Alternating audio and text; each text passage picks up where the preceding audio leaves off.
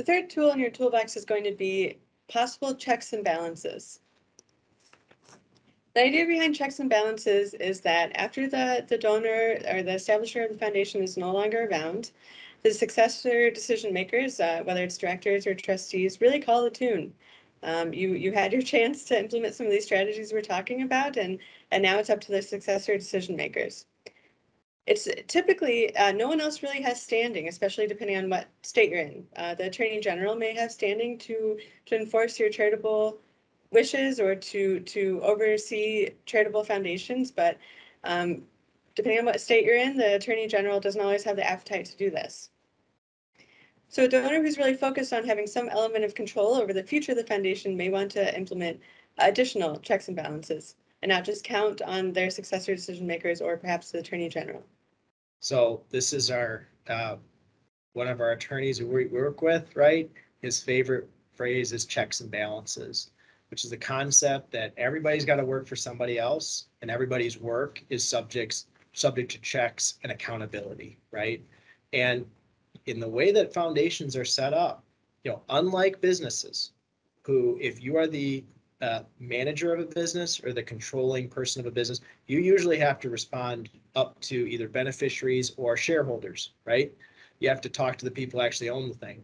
As a trustee of a private foundation or a director of a private foundation, however it's set up, the general rule is that you may not have many people to be responsible to. You may be responsible to the IRS to make sure you do your tax filing.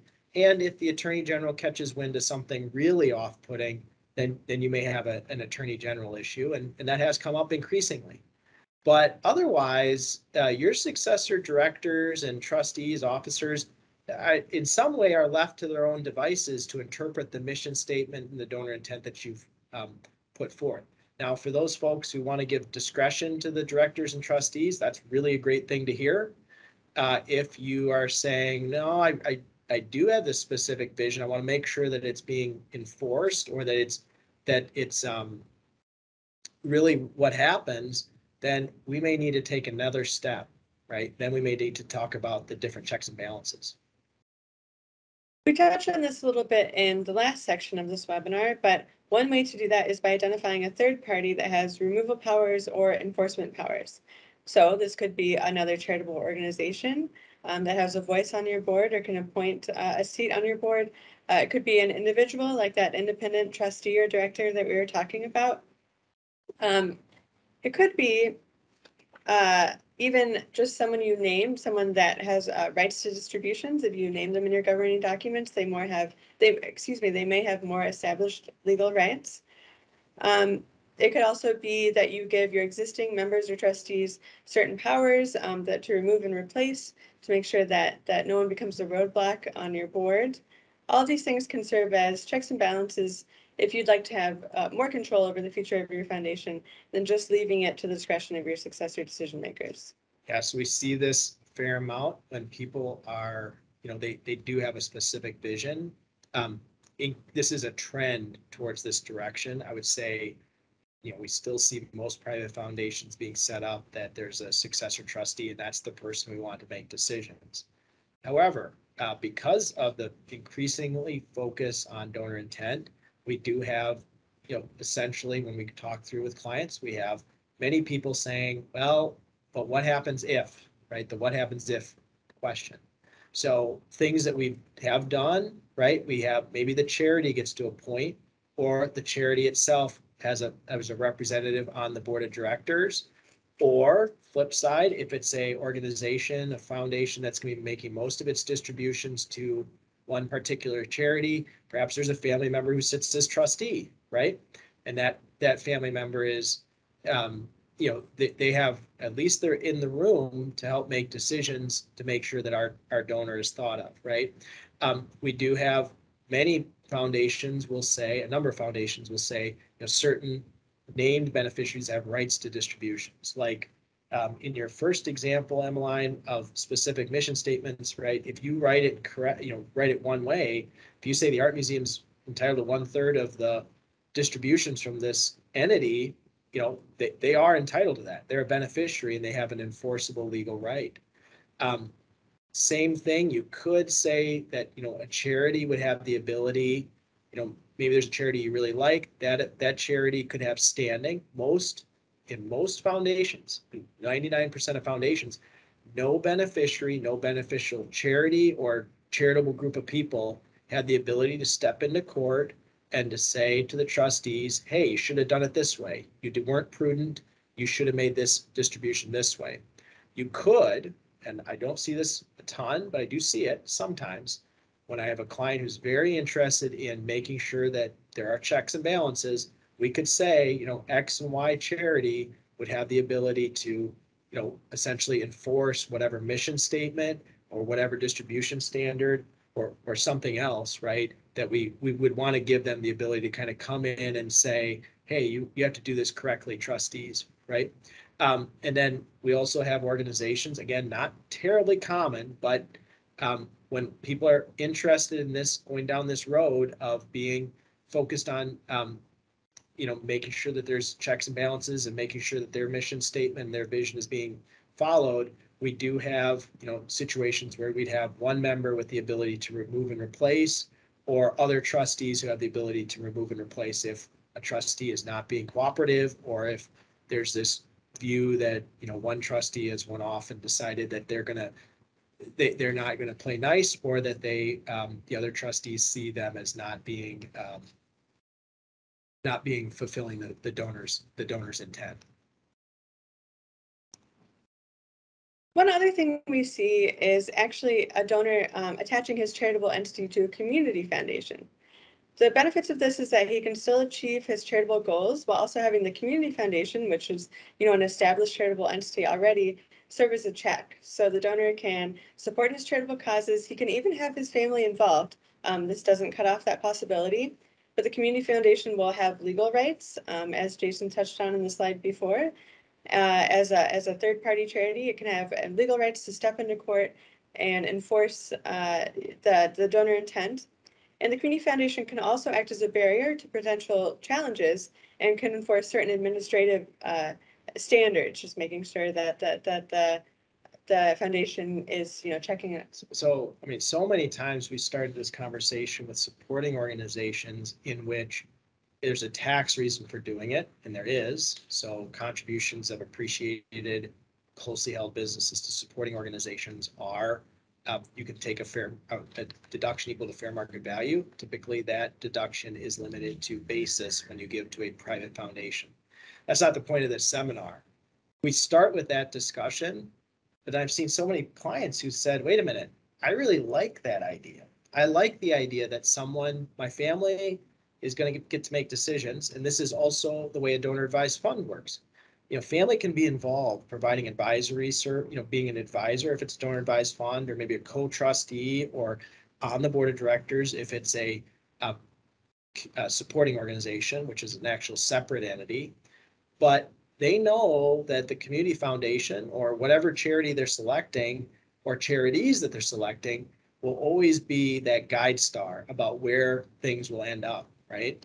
And so that community foundation, or what we call the supported organization, provides a really important governance feature. It's like the backstop to make sure that if anything goes really awry, then the community foundation or the other 501c3, big public charity that's going to always be thinking about specific cause, like the Boys and Girls Club or something, they're always going to have an ability to come to the table and say, wait a minute, you're over the line. This is not what mom and dad would have wanted. The fourth tool in your toolbox for thinking about your private foundation succession planning is whether or not to implement a spend down or dissolution provision. A good example to think about here is the Olin Foundation. Reportedly inspired by the resignation of Henry Ford II that we talked about in an earlier section of this webinar, Mr. Olin chose to sunset his own foundation at the end of what he called the trustees' working lifetimes, which ended up being about 2 generations after he was no longer involved with the foundation. This was in order to ensure that the organization would not come to be controlled by people that did not share his principles. The foundation was quite influential in its support of conservative causes. It was notably an early funder of the Federalist Society, But about 2 generations after Mr. Olin was no longer involved, the trustees were forced to spin down the foundation in accordance with his wishes. And the Olin Foundation wrapped up, and it's no longer exists. So in your own planning, you may think that you like the Olin Foundation and you like its sunset provision because it did ensure that the foundation did not move away from the donor's conservative purpose. On the other hand, you may be willing to give a little flexibility in order to ensure that your foundation doesn't end, or at least doesn't end prematurely. I think, oh, go ahead. So he solved the problem of successor trustees by not having any. Right. I mean, and there is like, that's a compelling reason for a spend down provision, right? That we don't have to wonder who these people that we don't know who will be making decisions, right? We'll make the decisions now. There are some limitations to that, but it is a really effective way to make good decisions now, right? And to do some really good work in the world. One common example that we sometimes see is a donor may consider attaching his charitable entity to an established community foundation. This way he can achieve his charitable goals while also having the community foundation serve as a check to make sure that his charitable goals are carried out and enforced. But it can also have legal rights to step into court related to its donor's foundation because it'll be a named entity. And especially if the donor creates a supporting organization in order to attach his charitable entity to the community foundation, the donor's family can still be involved as the donor may wish, and it can offer guidance and advisory support, while the community foundation offers an established charitable entity to carry out the donor's goals. Yeah, we see this in a number of instances. We talk about supporting organizations because there's a tax benefit to giving closely held, appreciated stock, like stock in a business, to a supporting organization as opposed to a private foundation. That's not the reason for the webinar, but that's with clients, we actually start talking about that specific really good fact, or we talk about donor advised funds, which also have the same positive tax impact. But when we explain that the supporting organization, maybe this is the community foundation or the public, we call public charity, but the organization to which that the supporting organization supports, what we find sometimes is that clients are really excited because they feel their family can be involved. They can be on the board of directors if it's a supporting organization, or they can be advisors if it's a donor advised fund, but they can also feel good because the supported organization, that community foundation or other entity, right, that has a very established track record and has a very specific interest, the good news is they can feel good that that organization will always be there as a backstop with regard to donor intent. You know, they can say, wait a minute, over the line, that's not what mom and dad would have wanted. And they can say, you're not going to do that, right? And it provides a way in which is a good checks and balances situation, right? Where there's flexibility and discretion to a certain extent, but then there is a different party who can step in and say, that's outside of what the donor would have wanted here. So I see that being one way that people can be very trying to get your cake and eat it too. I've seen that be very effective. A fourth tool in your toolbox may be deciding whether to implement a spend down or a dissolution provision in your foundation succession planning. Someone to think about here is the Olin Foundation, reportedly inspired by the resignation of Henry Ford II that we talked about earlier in this webinar. Mr. Olin chose to sunset the foundation at the end of what he called the trustees' working lifetimes, which ended up being about 2 generations after Mr. Olin was no longer involved with the foundation. This was in order to ensure that the organization did not come to be controlled by people that didn't share Mr. Olin's principles. And while the foundation was quite influential in support of conservative causes, it was notably an early funder of the Federalist Society. It was forced to spin down the foundation in accordance with its donors' wishes pretty shortly after Mr. Olin no longer was involved. In your own planning, you may see this as something you like and a really attractive option because it did ensure that the foundation didn't stray from Mr. Olin's conservative purposes or his vision at all. And certainly the causes like the Federalist Society that Mr. Olin supported still exist today. But on the other hand, you may be willing to give a little flexibility in order to ensure that your foundation doesn't end, or at least doesn't end prematurely. Yeah, so Mr. Olin solved the successor trustee issue, right? Or who's going to be the successor trustees after the people I appoint, right? Because this thing's going to go on in perpetuity. He just solved it by not going on in perpetuity. Told the trustees they have to spend down. So it can be the directors of the trustees, they have to go out of business. They have to spend themselves out of business. It's a very effective tool. There's a lot of people who like this idea, very effective, because ultimately it ends this kind of this constant question of, it's a perpetual organization. So who will be here? How do we make sure that these people know me, or that would know something about how I as a donor would make a decision, right? There are some negatives, I'll throw them out, but one is certainly the lack of flexibility, right? There are, the tough part is that you have charities who look to you every year, and all of a sudden you're no longer there. Now, the way that you can solve that in a spend down situation is to make a large endowment to those charities. Of course, when the foundation goes out of business, the foundation can no longer enforce whether the charities are doing the correct thing or not, right? So that there's nobody looking over the shoulder of the grantees who receive the funds, if those grantees use the funds to build up an endowment in which they're going to be making decisions. But nonetheless, I think actually a lot of people very much are focused on some sort of spend down provision, because they do want the funds to go out and help charity right away. When you're considering a spend down provision, you want to remember that kind of the default is to maintain the corpus in perpetuity. So if a bank or another institution is going to be running your foundation after you're no longer involved, then they're probably going to run it with the strategy of maintaining the corpus in perpetuity and spending your 5% distribution requirement each year. But other options on the spectrum, and you would have to be specific about this if it's what you wanted, is to allow the spending of the corpus in the discretion of your trustees or directors. So if because of something about the charitable landscape or something about the grantees or projects that they generally fund make them want to dip into the corpus, they have that discretion to do so. Or you could take a page from Mr. Olin's book and do a required spend down in a certain amount of time.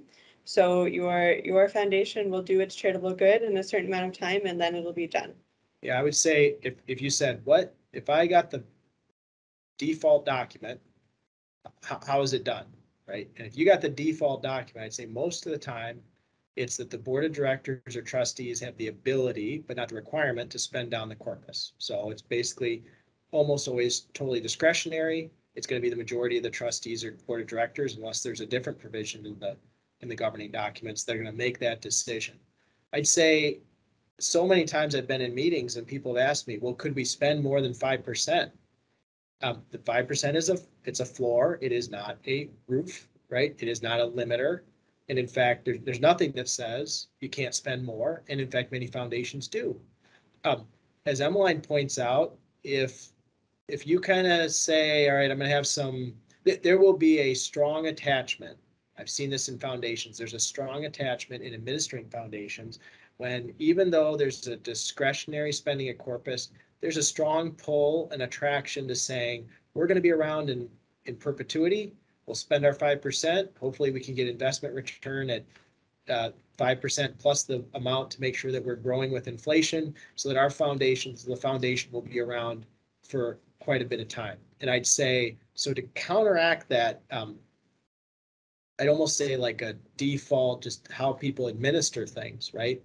It's very difficult to be the person who decides, I'm going to spend down this foundation. I'm going to be the person who ends it, right? If you do like the idea of a spend down, or if you do like the idea of, hey, I want the kids to, if they feel like they want to add make a big grant to a building, right? A big capital grant to a building.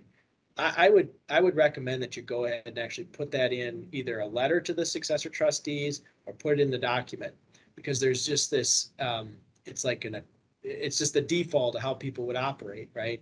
But if you're thinking, hey, you know what, it's fine, go make a X $million grant to fund a building up on the campus, right? I would go ahead and actually put that in the document so that they can make absolutely certain. Do you want to talk about division? Yeah, Jason, have you ever seen family members not agree on how to spend a foundation's money? That is something you want to think about when you're thinking about your own succession planning. So, one option is to allow the minority to have the right to go their own way. So you have, if for some reason your successor decision makers can't agree and they want to split up and each take a part or portion and carry it out their own way, that could be something you allow. Of course, that could be something that you don't want at all. Yeah, so people are on different views of this. It's important, and it's one of those things that it's not in the document specifically.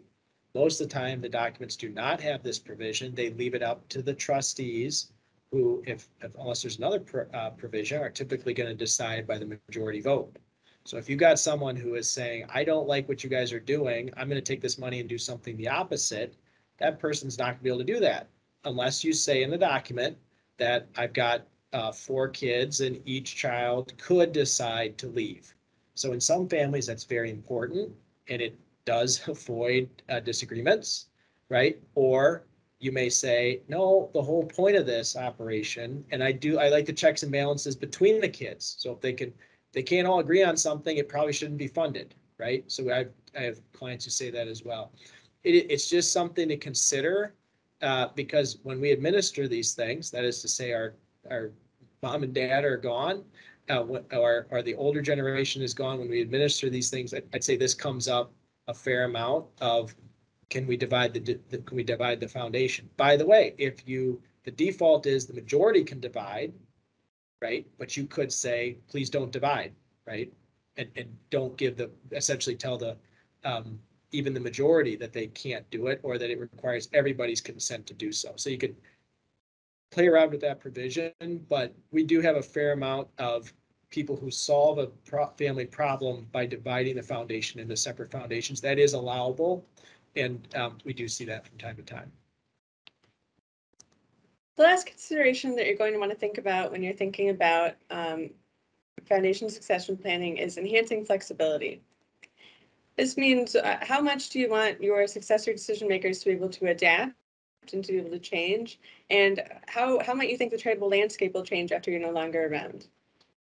Some examples of this is there are new styles of philanthropy that have emerged after foundations have been established. So a traditional charitable foundation might make grants to other charitable foundations, certain projects, or just in general, every year they make a grant and that's how they operate. But there's other options such as direct charitable activities where a foundation runs their own charitable operation. Program-related investments, that's where a foundation might make a loan or some kind of investment and you are expecting to get something back, but your bottom line is going to be making this charitable investment and making sure that a charitable purpose is your main goal. There's also ESG investing, which we've seen an explosion of, I think, in the last decade or so. That's environmental, social, and governance investing. So that's investing or making investments for the purpose of